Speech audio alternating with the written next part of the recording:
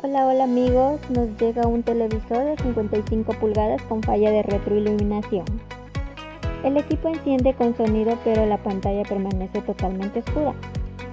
Desmontamos el panel y verificamos la fuente de poder y la tarjeta T-CON. Ambas entregan voltajes correctos.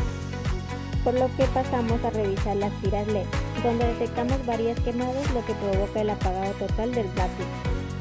Procedemos al reemplazo completo de las tiras LED, verificamos voltajes, realizamos pruebas y todo responde correctamente. Una vez armado el televisor enciende con imagen estable y brillo uniforme, con reparación completa con éxito. En Junn Electronics reparamos tu TV y restauramos tu entretenimiento.